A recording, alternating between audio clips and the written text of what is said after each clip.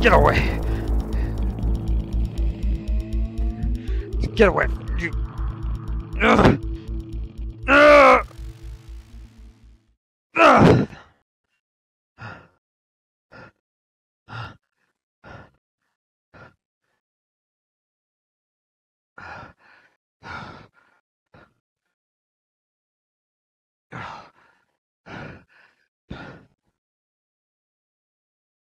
Benja Nirvana, it's as I said. You couldn't stand to see me succeed. You couldn't stand to see me get ahead. You couldn't stand to see me have any goddamn success here in the VWE. Well, you know what? That's fine. Just like for the past 4 years, you've held me back, held me down, where you made sure that you and Derek stole all the success. And the entire time you said that you were my friend. Well, no more! You want a fucking war, Benja? Well, guess what? You got one, because this is a personal war, and I won't rest until I ruin you and your fucking VWE legacy. In fact, I dare you to show up next week. I dare you to even make an appearance. Grow a set of balls and show up, because once you do, I'm gonna fucking kill you. Now get the hell out of my way.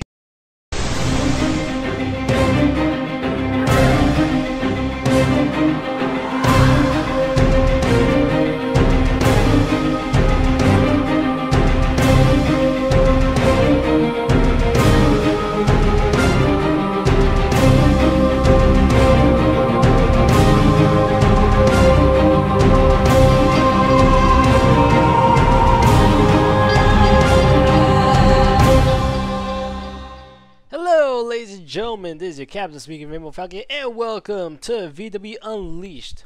As you saw earlier, Kurt Bombastic, he is not in the best of moods ever since his loss after Edge. So, anyone who's in the vicinity, please stay away from him, because he's a loose cannon at the moment. But nonetheless, ladies and gentlemen, welcome to Unleashed, as we're going to go right into it as we go over the results from Prime Time. That's right, ladies and gentlemen, as in the open matchup, as we had Allison Danes take on Carmen in a Queen of the Arena quarterfinals match, ladies and gentlemen, as they both definitely went at it and they went crazy, and Allison Danes still came on top. Yes, she did, as it was a phenomenal matchup. And then in the second match, ladies and gentlemen, as we had Braden Carson take on Ravishing Rock Reynolds. And both men definitely did well, but due to experience as well as, you know, championship status, as Rock came out on top and he still scored the victory.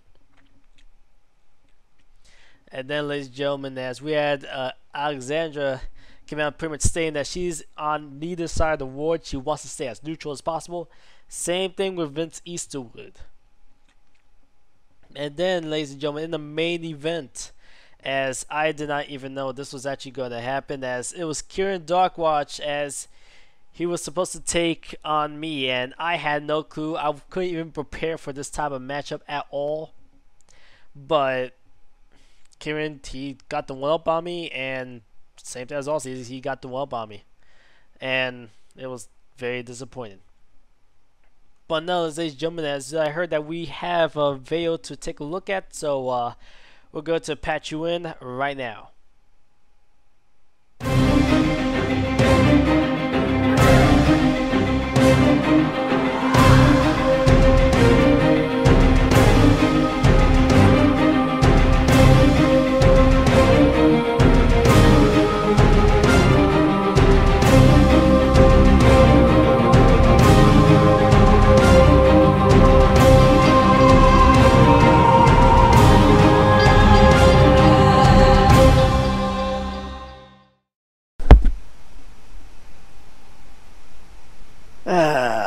Let's see. You know,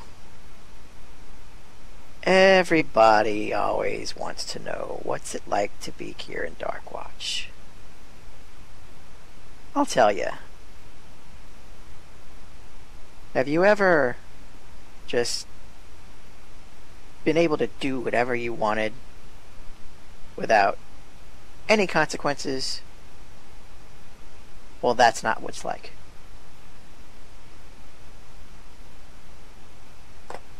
It's not easy being Kieran Darkwatch. For any of you. For me, it's simple. I've been doing it all my life.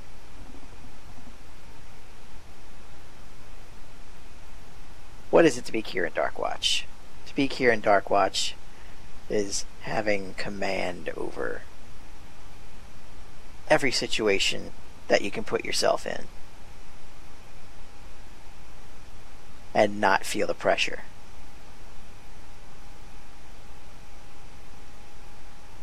Having parties and beautiful women and just being the center of attention. That's what Kieran Darkwatch is like.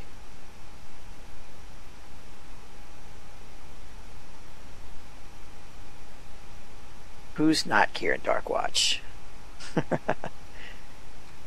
Nobody is Kieran Darkwatch but me. There's plenty who try, but they're never gonna be.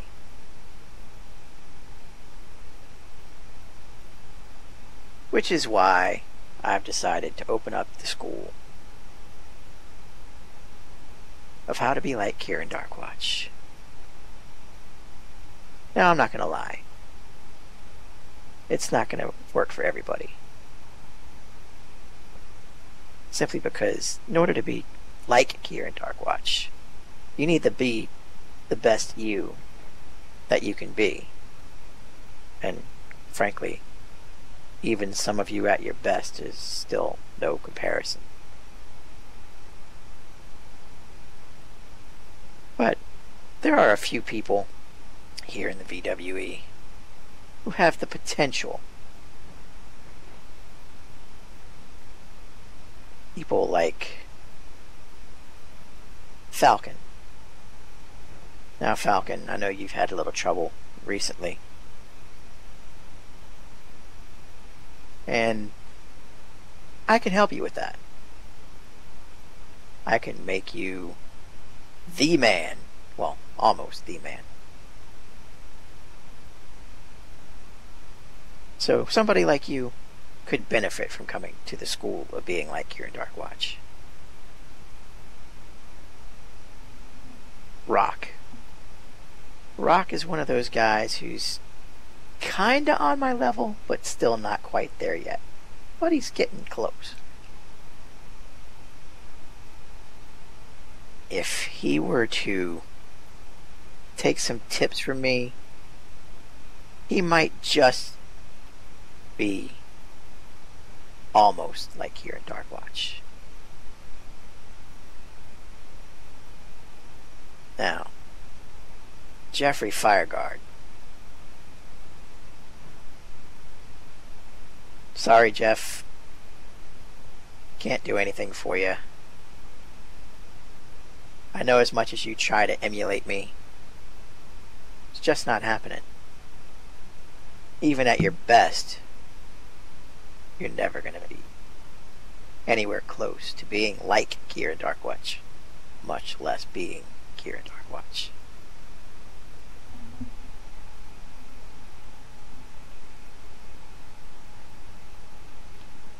So, if you want to party on the Erotic Express, stay out all night with a bevy of beauties, waking up the next morning without a care in the world, then apply to the school. If you're happy being a loser, stay where you're at.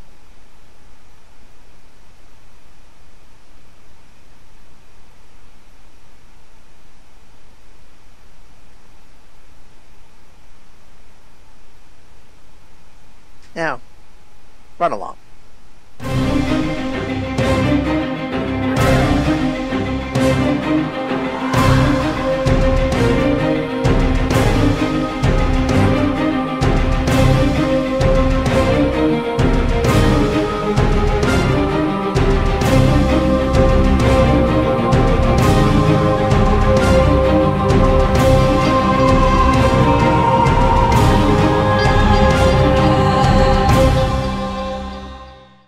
gentlemen, welcome back to VWE Unleashed as we just saw a video on how not to be Kieran Darkwatch.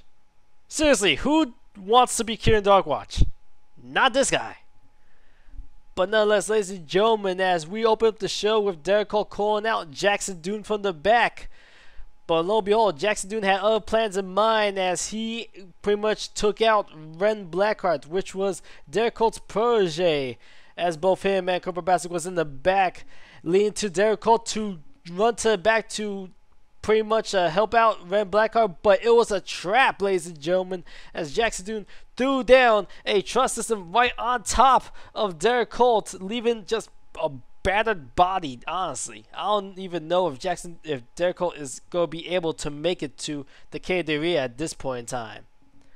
But nonetheless, ladies and gentlemen, as open the show, we had Isabel take on the local superhero Hypernova as she made her return, as the local superhero was definitely put in the comic book action against Isabel, but Isabel was just too powerful and the villain scored the victory over Hypernova, as we would like to see a lot more from Hypernova later on. And the second matchup, ladies and gentlemen, as we had Alexis Gunt take on Dagger, which was definitely a good match overall, as our South African champion almost had the victory against Alexis Gunt, but no, the Italian Dragon just smacked it right into Dagger as he still scored the victory. And the third match, ladies and gentlemen, we had Crystal take on Jadzia, as both women definitely went at it. They definitely had a good match nonetheless, but Crystal scored the hashtag headache over her, leaving tweeting, "Crystal is your victory." And then we had this main event from hell, as it was announced before the show even happened, as it was going to be Kurt Barbasic and Jackson Dune take on Jeffrey Fireguard. But that never really happened because Benjamin Nirvana, our co-general manager, got a hold of the board of directors and put a stop to that, kicking out Jackson Dune, kicking out Austin Knight, leaving only Kurt Bombastic and Jeffrey Fireguard in the middle of the ring to sell their differences. And that match was a match to remember. They went ham on each other, I'll tell you right now, as it was just a crazy matchup. However, it looked like that Kurt Bombastic was going to score the win, but Benjamin Nirvana screwed him over as he had Candlestick in hand and pretty much nailing Kurt Bombastic right between the eyes with it, leading for Jeffrey to score the victory as he advances into the semifinals of the King of the Arena. Now, ladies and gentlemen, as this has been a crazy week, as we are literally 2 weeks away from the King of the Arena, as ladies and gentlemen, this has been your captain speaking, signing off. We'll see you at next week as we have Edge Primetime and then the King of the Arena.